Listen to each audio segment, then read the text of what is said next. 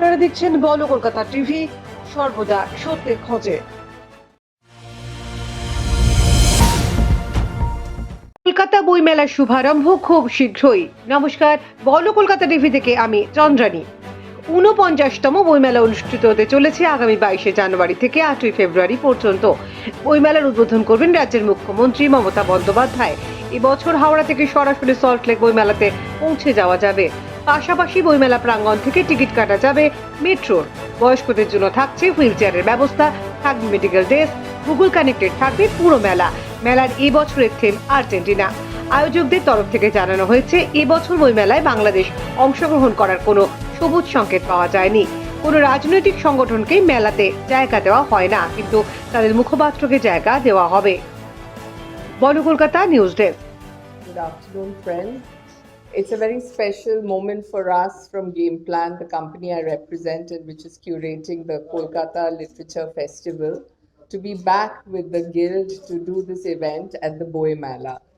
Like many of you, the Boi Mela, for anyone who's grown up in Kolkata, Bangali hok, Obangali hok, যেমন আমি অবাঙালি, আমাদের জন্য এটা একটা তীর্থযাত্রা, আর এটাতে অংশগ্রহণ করা আমাদের জন্য একটা খুব সৌভাগ্যের ব্যাপার। The Kolkata Literature Festival is a platform I have deep links and fondness for. In many ways, I am its mother, and it's great to come back to this child of ours. As many of you would recall, the Kolkata Literary Meet was born in the Boi Mela in 2012, and then we grew wings and flew away to Victoria Memorial. আর এখন আমাদের নতুন বাড়ি হচ্ছে আলিপুর মিউজিয়ামে।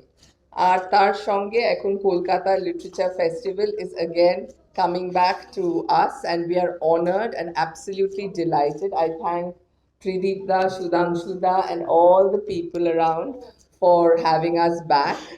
The guild looks different now. I can see a lady in the guild, which makes me feel very happy. Apparently, she's one of 2 members of the guild who are from the better gender.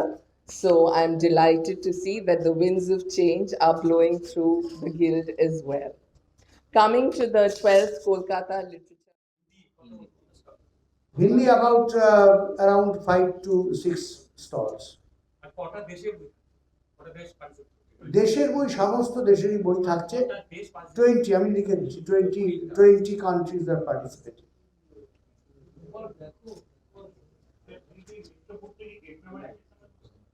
এক আর দুইয়ের মাঝে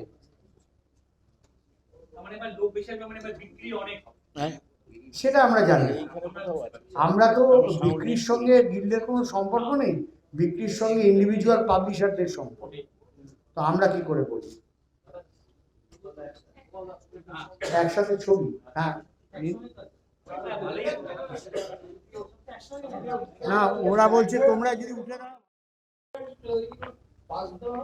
সেটা তো প্রত্যেকবার একটা জায়গা থাকে তো তাদের জন্য, যে যা যা ছিল, শুনুন, যা যা ছিল সবই থাকছে। বলুন,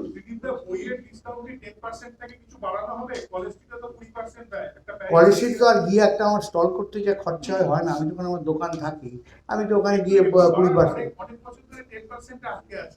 এটা একটা নিয়ম রয়েছে। এবার নানাভাবে সেটাকে কি আপনারা রিকোয়েস্ট করছেন, কিন্তু একটা একজন প্রকাশক, সে বেচারি একটা স্টল দিয়ে তার খরচা, সেখানে আলাদা একটা উইং করতে হচ্ছে, সেখানে লোককে রাখতে হচ্ছে, কি করে তারা দেবে?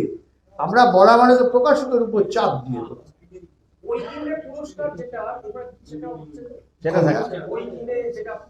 বললাম তো লটারি, ওটা থাকছে। হ্যাঁ হ্যাঁ, অবশ্যই। ইন্স্যুরেন্স দোকানগুলোর ইন্স্যুরেন্স করা হয়েছে, গিল্ডের পুরো মাঠের একটা ইন্স্যুরেন্স করা হয়েছে, যেগুলো যেগুলো থাকার, আমাদের ধরুন ফায়ার এবং ন্যাচারাল ক্যালামিটি যে সমস্ত ইন্স্যুরেন্স, সবগুলোই করা হয়েছে। মানুষের কোনো ইন্স্যুরেন্স, স্টল হোল্ডার এবং স্টলের ইন্স্যুরেন্স না, না, এক একটা স্টলের মাপ অনুযায়ী। ইন্ডিভিজুয়াল স্টল আপনার দেখুন, কারো হয়তো 1 লক্ষ টাকা বই স্টকে আছে, তার একটা ইন্স্যুরেন্স ভ্যালু হবে, আর যার ধরুন 10,000 টাকা একটা বই স্টকে আছে, তার ইন্স্যুরেন্স ভ্যালু আলাদা হবে। এটা আমরা কি করে বলবো? বই স্টলের মাপ এবং পাবলিশারদের ডিক্লারেশন তার উপর নির্ভর করে কত ইন্স্যুরেন্স অ্যামাউন্ট হবে। ফুড স্টল যেমন থাকছে তেমন থাকছে, থাকছে, আগুন যেমন থাকবে না এবারও থাকবে। আগুন কখনোই থাকবে। আর গোপাল কিছু প্রশ্ন? রান্নার আলাদা জায়গা ওই